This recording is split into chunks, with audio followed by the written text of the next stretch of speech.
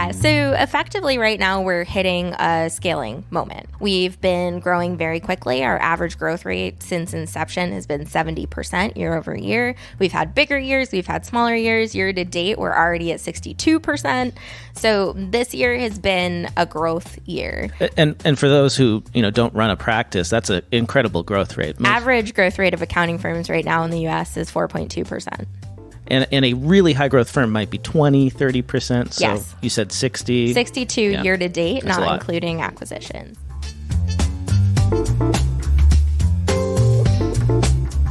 You're listening to the Earmark Podcast. I'm Blake Oliver. Sometimes it feels like the big accounting firms get all the attention. But why? It's not like that's where the greatest innovation is happening. Sure, they have fancy blockchain and AI teams that you read about in press releases, but I'm not just talking about technology when I use the word innovation. I'm also talking about culture. And when it comes to culture, big firms are usually the slowest to change. Small, high-growth firms lead the way, and High Rock Accounting is at the vanguard. High Rock's motto is, accounting done differently. But it's not just accounting that's different at High Rock.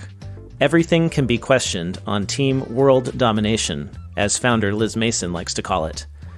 Join me for this episode in which I sit down with Liz Mason, Rachel Fisch, and Megan Tarnow to talk about High Rock's latest acquisition, the non-traditional culture at High Rock, the challenges they are overcoming, and of course, plans to grow. Hi, everyone. Hi, Blake. Hello. Oh my gosh, there are so many voices in this room. I feel like I should set the stage for our listeners. I'm always on stage.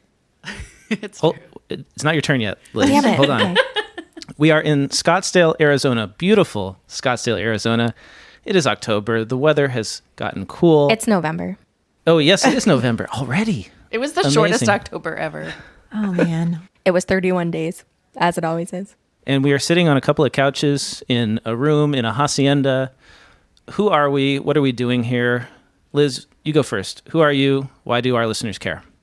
I'm Liz. We are Team World Domination, and your listeners should care because we're taking over in the most productive and good-willed and best way possible. And just a little bit of context, you are Liz Mason. I am Liz Mason of High Rock Accounting, founder and CEO, also of Rebel Rock Accounting and a few other brands. And I am Megan Genest Tarnow, fairly recently, the founder and principal of the Mobius Group, and as of Monday, the industry lead nonprofit for High Rock Accounting. Woohoo! Yeah, okay. Right? So we're here to talk about the merger. I'm very eager to hear what's been going on. I don't know anything other than... We did a really good job about keeping that... I was just at Scaling New Heights, and we did a fabulous job of keeping it completely on the down low. Before we get into that, your turn, Rachel. Oh, right. Introduce yourself. Hello, I'm Rachel Fisch. I am Chief Global Development Officer for High Rock. And so basically my whole job is finding best of industry skill and talent and teams and inviting them to join the High Rock family. And collective. Families are too dysfunctional. Collective. Yeah, I like collective better. That makes me think of the Borg collective, but a good version of resistance is futile. Sometimes I feel that way, Liz. Sometimes I do feel like resistance is futile, especially since I moved here and you are also here in Scottsdale. She was here first. She was here first. I, as always, am Blake Oliver, CPA, your host here on this podcast. So, Rachel, Megan, Liz, thank you so much for joining me today.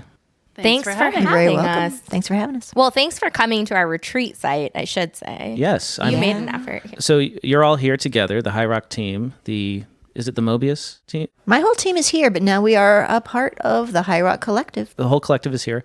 Let's put some numbers to this. So before the merger, what did High Rock look like? Liz? In terms of? Employees, whatever you want, whatever numbers you want to share. We had 27 employees. We added 3 with Megan's group coming on, and then we have a bunch of contractors that we work with as well. So our team is around 40 people. 40 people now. And Megan, your group, what did your firm look like? We were at this point fairly small. We've been as large as 4 employees. We were down 1, so we were at 3. And you specialize in not-for-profits? I do. Right? And where are you geographically? Geographically, I am based in St. Paul, Minnesota. And so the rest of my team is also in Minnesota. We last year had an employee who was down in Mesa, who I've never met, and we are going to meet for the first time later this evening. That's fantastic. Exciting. And Rachel, your job at High Rock is to put these kind of deals together. Yes. So you made this deal happen. Congratulations. It is a team effort, 100% top to bottom. It's just my responsibility to have the conversations and to make sure that we're moving in the right direction, for sure. So how did this all come to be? Can you take me back to the beginning of this? I imagine you've been talking for a while. Usually these deals don't just happen overnight. Correct. So not only do they not happen overnight, and I'll actually get Megan to tell the story because I think she's a little clearer on the details, but in terms of kind of what she was feeling and what the timing looked like for her, what was the question? When did it start? When did you all start talking? So what I would like to say before Megan answers that question is we have known Megan for a while, and what I'm finding is that the best conversations are happening with those that we've known in the industry for a while. Mm-hmm. So Megan and I actually met Accountex in Boston. We think around 2017. Something like that, yeah. Or so. And of course, we were like internet besties before that, but we ran in the same circles. Exactly. When did somebody say the word merger? I think it's officially we're calling it an acquisition because we came sucked into the larger High Rock. We were dominated by the High Rock Collective. Hey, in a good way. In a good way. In the best possible way. Absolutely. In a requested way. I think the conversations probably started February or March. Rachel had put out a job postings. High Rock was hiring. And I think I kind of in the comments went, some days that looks really appealing. And like 5 minutes later, she's in my DMs. I did. I totally slid into her DMs. I would say, though, from my perspective, I get the busiest incoming when we post jobs. Right. And they're like, I actually really want to work for you guys. I happen to have a business. What might that look like? So, yeah, it's a job posting that started all of this. And that's like... and I think the time was right? So I've been for a while maybe moving in that direction because I didn't, there's people, Liz, you're one of them, where you set out to make an accounting firm. Like, this is my dream. I'm going to grow this thing. And I was accidental from the beginning. And obviously it went well. It survived for 21 years. I've had employees. Everybody kept getting paid. But it sort of felt like I'd built this thing that had become a cage in a way. And last year, 2020, I did Thrival, for entrepreneurial accounting firms. And I walked away from that thinking with the really clear realization that I do not want to grow an accounting firm. But I also felt really trapped. And I felt like I have developed this really peculiar skill set and I couldn't imagine any job that I could do that I would actually be interested in doing, right? I didn't want to go work for a company as their CFO. It's like, it just felt really limiting and really boring. And this was the sort of light at the end of the, what? You mean there might be a thing? You felt stuck. You didn't want to go grow your own practice. So what about being part of High Rock now unsticks you? Or what was the word you used? Trapped. You felt trapped, right? I think the parts I loved about it, I really love the work I do. And I love the clients I do it with. And I love my team. And yet the part I did not love was running a business and the administration and all of the nitty gritty. You got to figure out what the phone lines are. You get to, having to choose all the things. So what I'm super excited about at High Rock is getting to work with and grow a really phenomenal nonprofit team and also having the resources of a tech team and an HR department and, other really, really smart people to brainstorm with and get to hang out with. So my job gets to be both bigger and not everything. And so now that you're not dealing with the phone lines and all that, what is your dream job? It is, my title I guess the title is, and then we're working my way to it, is Industry Lead Nonprofit. And it's a combination of like, how do we train people up in the nonprofit sector so that they have the skills they need to really service that niche? How do we educate and bring people, I mean, a lot of education, a lot of innovation, a lot of getting to think and almost like evangelize for the wonders of that niche, I think. And how do we take Megan's excellence and broadcast that? So how do we elevate her from, firm owner doing all these other things into, if you could just focus on that industry and build up goodwill in the industry, give out that information that elevates nonprofits across the board that you do so amazingly well. And then also, build that team internally. How do we get that? And how do we make sure that at High Rock, we're building industry teams that are best in class?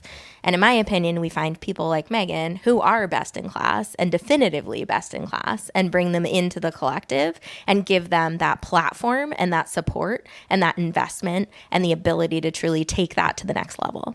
Is this a new service line for High Rock, or has High Rock served not-for-profits? We've served not-for-profits since the beginning, and I have to say with Megan on board and her team, we'll do it better. So I've been fact-checking myself behind the scenes over here. So I was wrong, actually, on our employee count. I'm going to hand my phone over to you, Blake, so you can verify this. Okay. We're at 47. 13 of those are contractors as of today. I'm looking at your Gusto dashboard right now. You're looking at my Gusto dashboard, and you have full access, so please don't press buttons. Let's take a look. Bulk edit. That's dangerous, Liz. Thank you. I love it. I love the fact-checking on the spot. That's great. Well, so... what are you all up to here at this retreat? You've been here since Monday. Everyone is here, or everyone who can be, I take it. Yeah, it's now Wednesday. What's been going on? A lot of fun stuff. So the point of this retreat was partially to bring together our remote team, partially to welcome Megan's team, and partially to reset where we're at as a team. And I think, the pandemic created a lot of really interesting human relations issues across the board, across the country, across the world, right? And we are no different. We've been suffering from, that screen fatigue, the inability to see humans on a regular basis, and also forgetting that we're all human, right? And so what better way to remind our team that we're all human than to bring us together in person, to sit down, to be able to have those one-on-one conversations, the bonding, the learning, go over like team items, make sure people are actually paying attention. Because I swear to God, you can't do that on Zoom. I'm the worst. I'm the worst at that. And just, bring everyone together in a really strong way. And I have to say, we've been exceptionally careful on the COVID front. We did multiple levels of testing. And, I think that our team really appreciates being here. And we rented the super cool estate for it. It's amazing. Yeah, it's pretty nice. I mean, our listeners obviously can't see this, but, picture the stereotypical Phoenix hacienda kind of like old adobe style estate grounds, beautiful pool, fountains, and the weather is gorgeous. I mean, the high today was 83 degrees, so can't beat that. Are you planning any fun things while you're here? It's all been fun, Blake. Well, not non-work things. Well, I mean, we had a really cool happy hour on Monday, and all of our local team members brought some appetizers in, and we hung out. I think I'm asking because I'm looking for an invite, guys. We've got leftovers. We've got pizza in the fridge. You're welcome to it. I mean, there's tequila in the fridge or the freezer. In fact, freezer. So you're welcome to stay and hang out and just pretend you're part of the High Rock Collective. Kind of test it out, see what it feels like. See if it's in your future. I would say that some of those conversations we've been having later at night, just sitting outside, not, in that area that's near the pool, but not around the pool, and have just been fantastic. It's like the dream conversations you want to have at a conference, and then getting up the next day and getting to have more of them with the same sort of small group of people has been really, really fascinating. Yeah, the culture at High Rock is definitely very different than a traditional accounting firm. I think that might be an understatement. There's more swearing, I think.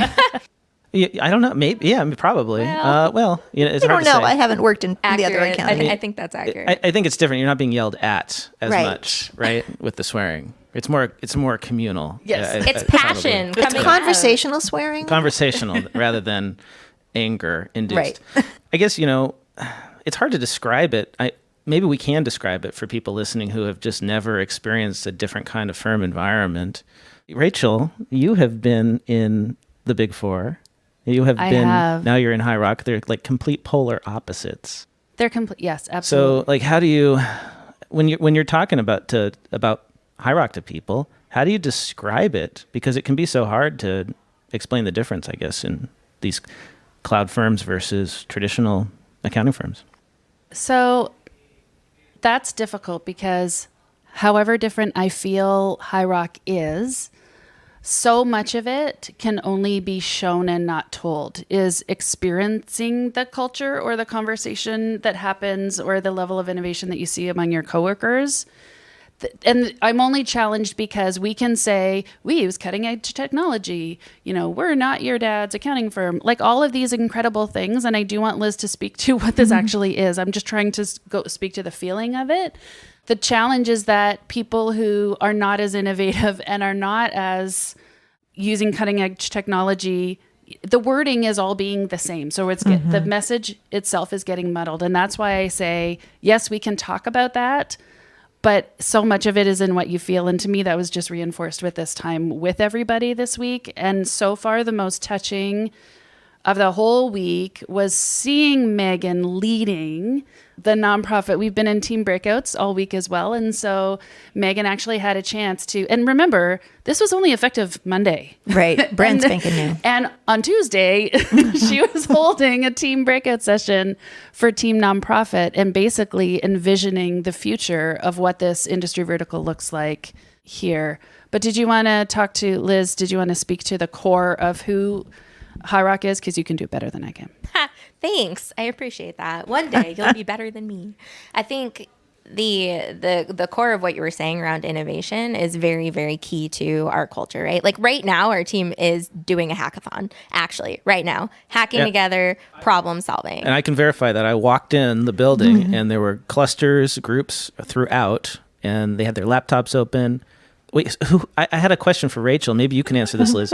Who's doing the hacking? Do you have developers here? Are you guys using no-code tools? Like, what are you hacking? It's our team hacking together whatever problem they came up with. And so some of it is Zapier. Some of it is finding tools. I think the team I was just assisting, we were building a Slack workflow app and making that happen. So really, it's about encouraging everyone on our team to think differently about the tools and how you can solve both internal and external problems with whatever tech we have at our hands, and encouraging them to think about it with their teams, ideate, create, think creatively and differently, and bond in a way that's not normal. Bond in a way over innovation. Agreed. And I think that is core to our culture, is that innovative thought process and the creative problem solving that is not found traditionally. And we encourage that from the bottom up. We encourage that from the top down. We encourage that in the middle, all around.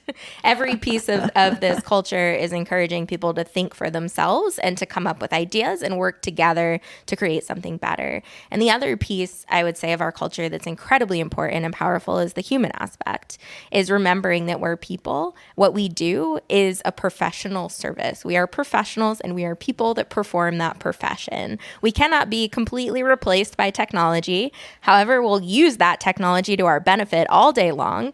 We will advise our clients and we'll create that culture of advisory internally in a way that gets our people out of task orientation and more into how do we help? How do we build? How do we create a bigger picture? How do we influence the economy? And what different industries can we do that in? What I'd also like to say is you had mentioned me being at Deloitte, part of the Big Four. And one of the things that I also think has been really interesting about this time together is that where we've got team members who have joined High Rock quite early on in their career, they, by having us all together and having these discussions, they, for the first time, are actually realizing how innovative High Rock is, because for them, that's normal. And so, us as leaders, or for, more experienced professionals that have worked elsewhere, we can look from the outside in and talk about how mind-blowing some of this stuff is and how our strategy is completely different from the way that, traditional firms strategize. But with these other team members coming in, earlier on in their career, they don't see the difference. They just think that this is what accounting is. And so I love that. And I would love that for every new and young CPA coming into the industry. But yeah, it's wonderful to hear, because in my brief experience in a big firm, the innovation was not. I was innovating, but I was not asked to do so, and when I did, it was met with resistance, constant resistance, and pushing for change. And so, this idea that you're asking your staff, Liz, and your team, we have to change the terminology here, right? Yes, we do. For sure. You're asking your team to innovate is pretty refreshing. It's great to hear. Thank you.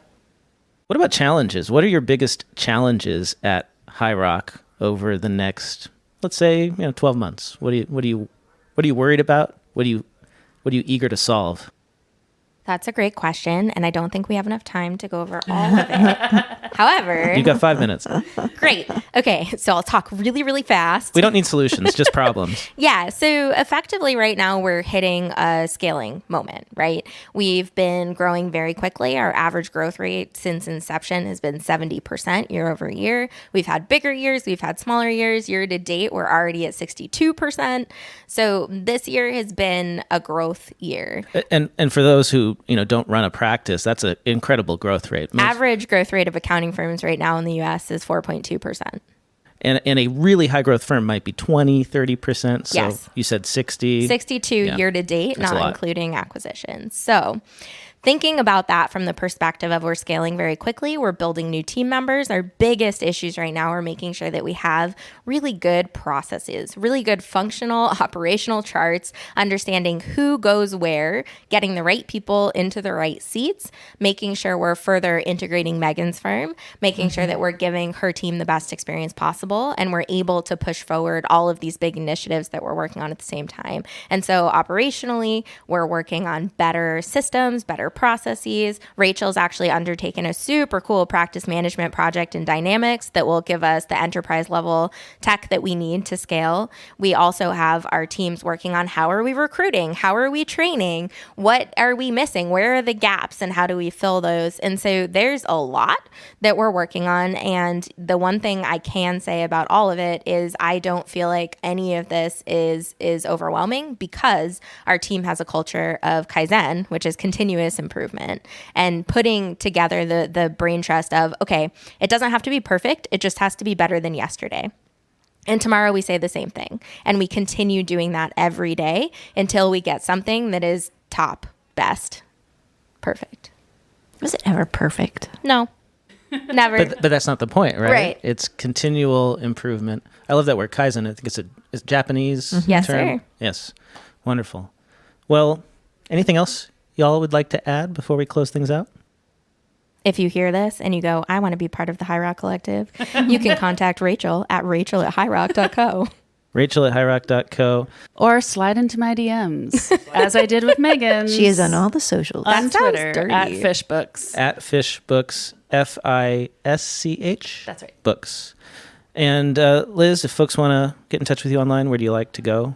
Twitter at Lizzie Norma. How about you, Megan? What's your preference? Also on Twitter at Megan Tarnow. And I am at Blake T. Oliver.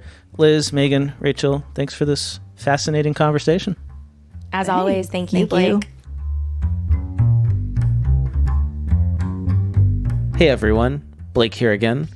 I hope you enjoyed that episode. If you'd like to get CPE for listening to episodes like this one and many more accounting and tax podcasts, go to earmarkcpe.com, sign up, and download the app for Android and iOS. In just a few minutes, you can get CPE for listening to your favorite accounting and tax podcasts. That's earmarkcpe.com.